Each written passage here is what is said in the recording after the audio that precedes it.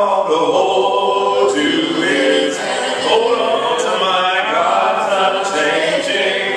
Everybody ought to hold to his hand, to my God's unchanging.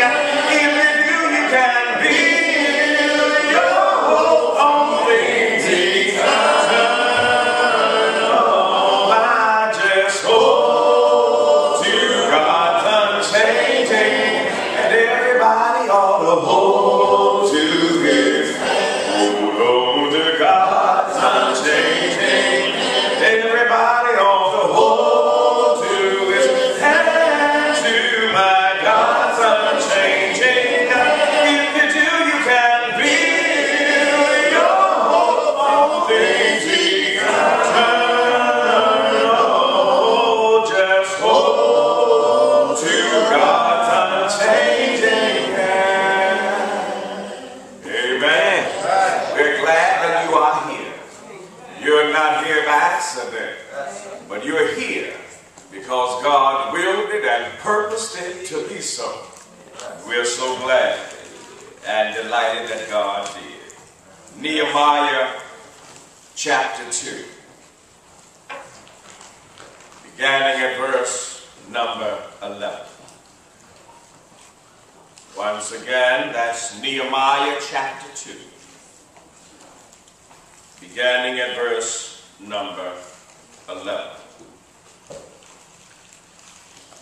So I came to Jerusalem and was there 3 days. And I arose in the night, I and some few men with me.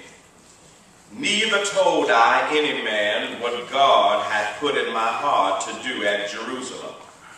Neither was there any beast with me, save the beast that I rode upon. And I went out by night by the gate of the valley, even before the dragon well and to the dung port, and viewed the walls of Jerusalem which were broken down, and the gates thereof were consumed with fire. Then I went on to the gate of the fountain, and to the king's pool. But there was no place for the beast that was under me to pass. Then went I up in the night by the brook, and viewed the wall, and turned back, and entered by the gate of the valley, and so returned. And the rulers knew not whither I went, nor what I did. Neither had I as yet told it to the Jews, nor to the priests, nor to the nobles, nor to the rulers, nor to the rest that did the work. Then said I unto them, Ye see the distress that we are in, how that Jerusalem lieth waste, and the gates thereof are burned with fire. Come, and let us build up the wall of Jerusalem, that we may be no more a reproach. Then I told them the hand of my God, which was good upon me, as also the king's words that he had spoken unto me. And they said, Let us rise up and build. So they strengthened their hands for this good work. This morning we want to talk to you from the subject, purposing and planning to work. Purposing and planning to work. Upon last week, we began to look at the account of the man Nehemiah and his desire to help his people which were in Jerusalem.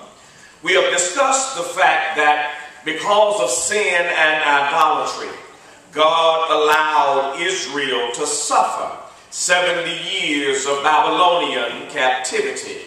If you would remember with me, we recall the fact that after God had delivered them from the hand of the Egyptians and was going to send them to a land that God himself said was a good land. God said it was a plentiful land, a land that flowed with milk and honey. All the children of Israel had to do was just obey his laws and his statutes. All they had to do was just keep his commandments and purpose in their heart to do everything that God was commanding them to do. And if they did that, God said that they would be blessed in the city and blessed in the field.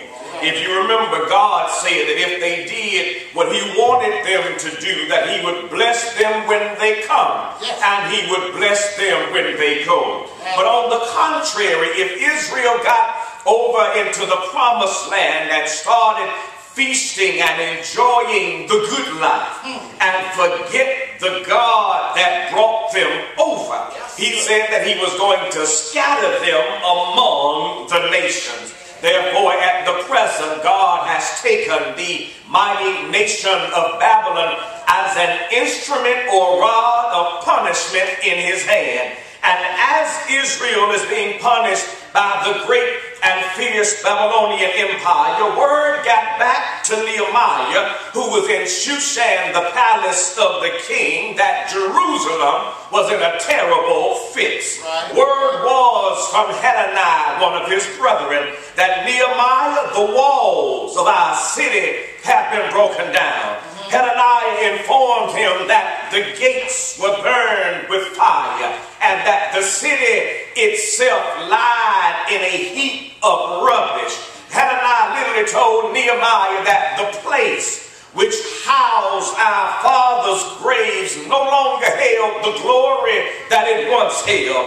We read on last week that when Nehemiah heard those ear-piercing words, that Nehemiah sat down, wept, and he prayed. He did that because he agonized over sin. He acknowledged the fact that he and his father's house had sinned, and he asked God for a second chance. Well, today we're going to explore of God granting Nehemiah's request. We're looking at rebuilding the walls of our faith. And when we understand that we have been responsible for breaking down walls that should have been built and fortified, the best thing that we can do now that we see that we are at fault is ask God for a second chance. That's what Nehemiah did. And after Nehemiah prayed to God, Nehemiah went to the king with the assurance that God was preparing to grant him with his request. But Nehemiah did something on this occasion that he had never ever done before, which was he came before the king's presence.